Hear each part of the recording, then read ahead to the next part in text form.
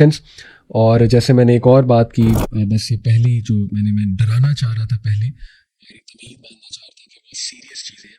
तो मैंने जो पहली बात की कि हर घर में आग लगी हुई है, और मुझे दुख होता है जब लोग जो है ना, उनसे पूछा जाए कि क्या इस वक्त जो है वो हालात ठीक हैं, तो लोग कहते हैं yes everything is fine, youth is fine, youth is happy, youth को अपॉर्चुनिटीज़ मिल रही हैं। ठीक है, अभी अपॉर्चुनिटीज़ मिल रही हैं, हम बहुत सी चीज़ों में बेहतर भी हो रहे होंगे, लेकिन who will talk about the ईमान ऑफ यूथ? ईमान पे कौन बात करेगा? ईमान तो खराब हो रहा है लोगों का। Deep down inside they are sad, they are depressed. और आग लगने से मुराद ये घर घर जो है ये बुराइयां पहुंच चुकी हैं। तो आप देखें, ईडी की बात की, इरेक्टाइल डिसफंक्शन, टेस्टोस्टेरोन लेवल बहुत गिर चुका है जो मेन का है।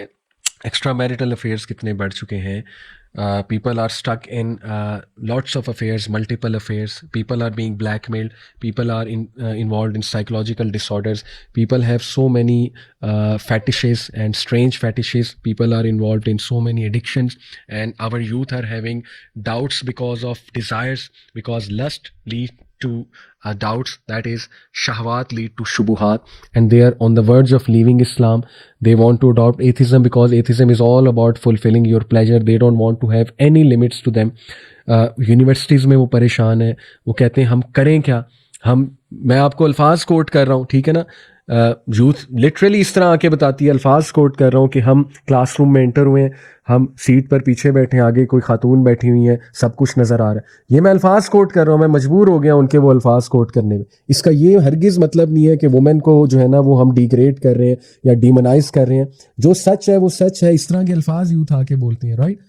तो इसका ये मतलब हरगिज़ नहीं है कि जस्ट बिकॉज कोई women is dressed in a awkward manner तो you start looking at her और you take it as an excuse कि अब तो देखना है। मेन पे भी जिम्मेदारी है टू लोअर देयर गेज, लेकिन वो खुद कहते हैं कि हम करें क्या, कितनी गेज लोअर करें।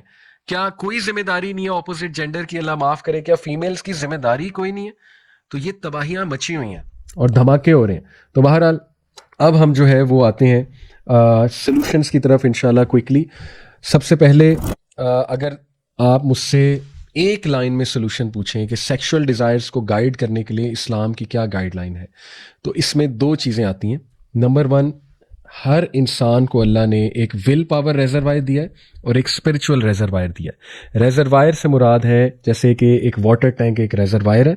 जब वो वाटर टैंक फुल होगा तो वो अपनी पूरी कैपेसिटी पे वर्क करेगा। जब वो वाटर टैंक ऑब्वियसली कम होगा, हाफ होगा, तो रेजरवायर जो है वो वीक है।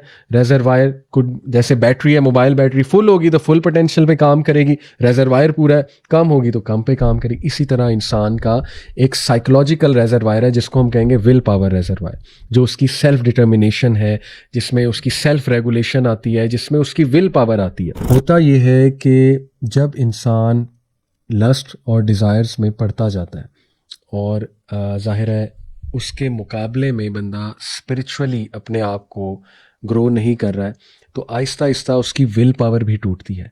उसकी जो सकत है, टॉलरेंस लेवल है किसी भी चीज़ के हवाले से फ़ाइट करने का, किसी भी चीज़ को लेके, वो कम होता जाता है। और इसको अब इसी की बात की जाए तो एक सलूशन तो ये नज़र आता है कि किसी भी एडिक्शन का या इस तरह के खराफात का मुकाबला करने के लिए आपको अपना विल पावर रेजरवायर ग्रो करना है, जिसमें क्या क्या चीज़ें आती हैं। सेल्फ रेगुलेशन, सेल्फ डिटर्मिनेशन, अपने आप को डिसिप्लिन रखना, कमिटेड रखना, और अपने अंदर एक सकत महसूस करना किसी भी चीज़ को फाइट करने की।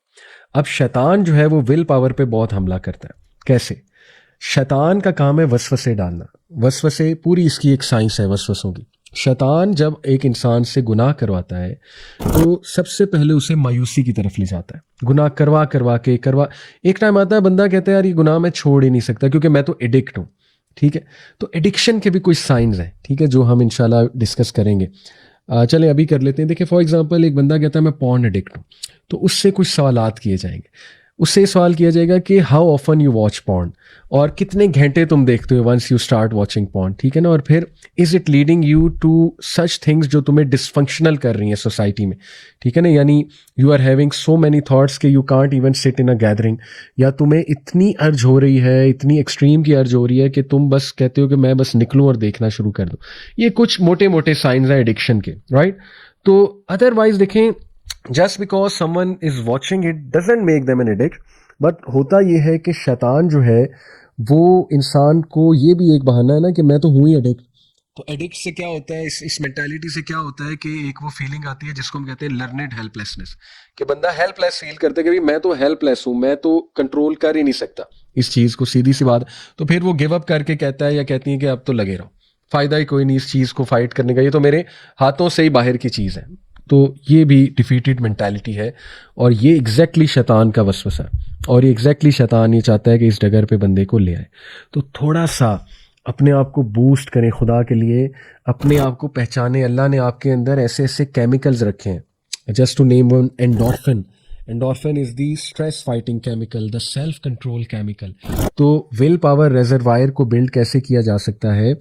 नंबर वन, जब आप कोई गुनाह कर लें, अल्लाह ना करे और हो जाए आपसे, इंसान है, इंसान फिसलता है, रिलैप्स भी हो जाता है, बहुत से लोग छोड़ देते हैं चीज़ें, फिर रिलैप्स भी हो जाता है। तो पहली तो बात, इस्लाम इस बात को एक्नॉलेज करता है कि रिलैप्स भी हो सकता है और बार बार भी एक चीज़ रिपीट हो सकती है, लेकिन ट्राई और बेस्ट की वो आदत ना बने। क्योंकि इब्न अल कय्यम ने कहा कि जब एक गुनाह आदत बन जाता है तो ये बहुत ख़तरनाक बात है। इसका मतलब है कि अब होपलेस सिचुएशन की तरफ बात जा रही है, क्योंकि एक बंदा जो है ना वो फील ही नहीं कर रहा कि वो गुनाह कर रहा है। इसलिए जब आपसे कोई गुनाह हो जाए तो इस हदीस पे अमल करें। नबी सल्लल्लाहु अलैहि वसल्लम ने कहा कि जब भी कोई बंदा कोई बुरा अमल करे तो फ़ौरन से फॉलो करे उसे किसी किसी अच्छे अमल से। फ़ौरन को अच्छा अमल करे, वज़ू करके 2 नफ़ल अदा कर ले, या फ़ौरन से कोई दुआ कर ले, या कुछ भी अच्छा एक्शन कर ले, कुरान मजीद पढ़ ले, राइट? कुछ तो फ़ायदा होगा ना, कम से कम वो जो ब्लैक डॉट है जो दिल पे लग जाता है, काला धब्बा गुनाह के बाद, वो तो रिमूव हो जाएगा ना। ये छोड़ें कल क्या होगा, परसों क्या होगा, ये भी एक फियर है, ये भी विल पावर को तोड़ने वाली चीज़ है, कि जब बंदा आगे की सोचने लग जाए कि नहीं नहीं पहले भी मैंने ट्राई किया था, हफ्ते बाद फिर स्लिप, भाई कल किसने देखा, अगर मौत आ गई फिर कम से कम आज को तो बचाएं, आज को तो सेव करें। तो एक तो ये तरीका है कि गिव इन ना करें, आदत ना बनाएं उस सिन को।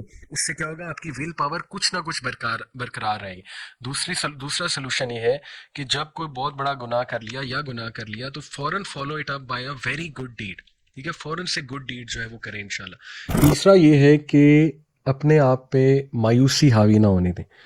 प्रोक्रेस्टिनेशन ठीक है, सॉरी रिग्रेट जो है एक हद तक ठीक है, नदामत, और होना भी चाहिए, बहुत ज़्यादा होना चाहिए, लेकिन ये कि इतनी ज़्यादा नदामत ही सिर्फ हो और कोई एक्शन प्लान ना हो, ये चीज़ भी फिर आपकी विल पावर को जो है वो तोड़ेगी।